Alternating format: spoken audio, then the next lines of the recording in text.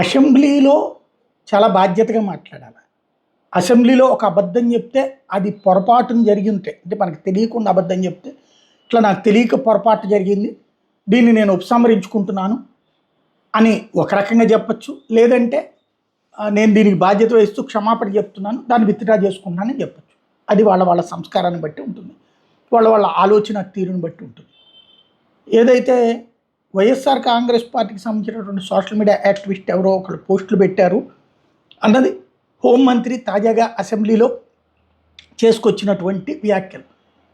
పేరు చౌదరి కానీ అసలు పేరు రెడ్డి, చౌదరి అని పెట్టుకుంటాడు అంటూ పెట్టుకొచ్చినటువంటి పోస్టులో ఏది ఏకంగా అసెంబ్లీలో లా అండ్ ఆర్డర్కి సంబంధించినటువంటి చర్చ సందర్భంగా ఈ సోషల్ మీడియా పోస్టులకి సంబంధించి ఏం యాక్షన్ తీసుకోబోతున్నారు అన్నటువంటి, సోషల్ మీడియా చట్టమే తెద్దాం అనుకుంటున్నారు అన్నటువంటి, చివరికి ఇట్లాంటివి వస్తాయేమో. చివరికి ఆ పర్సన్ ఎవరైతే ఆమె ప్రస్తావించిందో ఆ పర్సన్ ఓపెన్గా ఓ స్టేట్మెంట్ ఇచ్చారు. తను నిజంగానే చౌదరిని అంటూ తనకు సంబంధించిన డీటెయిల్స్తో ఒకసారి ఆయన అందరికీ నమస్కారం. నా పేరు చలపతిరావు గుర్రం. నేను చదువుకోవడానికి యూకే వచ్చి ఉద్యోగరీత్యా ఇక్కడే స్థిరపడ్డాను. నా ఊరు మేడపల్లి, నా నియోజకవర్గం ఎర్రగొండపాలెం నియోజకవర్గం. నేను కమ్మ కులానికి చెందిన వాడిని. ఇదిగో నా ఆధార్ కార్డు మరియు క్యాస్ట్ సర్టిఫికేట్. నేను కమ్మ కులానికి చెందిన వాడినని స్పష్టంగా ఉంది.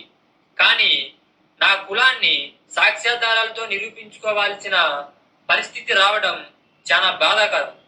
నిన్న ఆంధ్రప్రదేశ్ అసెంబ్లీ సమావేశాలలో గౌరవ హోంమంత్రి గారు వంగలపూడి అనిత గారు నేను సోషల్ మీడియాలో పెట్టిన పోస్టు గురించి దేవాలయం లాంటి అసెంబ్లీలో నా చలపతి చౌదరి ఐడిని చూపిస్తూ నేను కమ్మ కులానికి చెందిన వాడిని కాదని, నేను రెడ్డి సామాజిక వర్గానికి చెందిన వాడినని ప్రస్తావించడం అవాస్తవం, అసత్యం. ఈ కుల ప్రస్తావనలో అసెంబ్లీలో ఉన్న స్పీకర్ గారు ఖండించకపోగా నవ్వుతూ సమర్థించడం ఇంకో విచారకరమైన సంఘటన.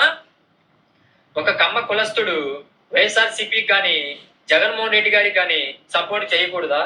అసలు అసెంబ్లీలో కుల ప్రస్తావన తీసుకురావడం ఏంటి?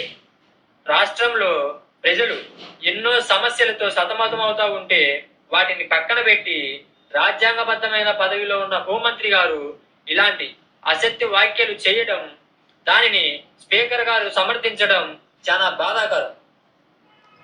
హోంమంత్రి అనిత గారు అడిగినట్టు ఆ ఎమ్మెల్యే పేరు ప్రస్తావించకపోవడానికి కారణం పబ్లిక్ ఫోరంలో వారిని బద్నాం చేసే ఉద్దేశం లేకపోతే వారి పేరును రివీల్ చేయడం పెద్ద పని కాదు. వారి మాటలకు సమాధానం ఇవ్వడానికే ఈ వీడియో. ఇకపై ఇలాంటి ఇది పరిస్థితి ఓవరాల్గా చూస్తే ఇలాంటిది జరిగిపోతుంది. కాకపోతే ఇప్పుడు నడిచిపోతుంది, అడిగేవాళ్ళు లేరు.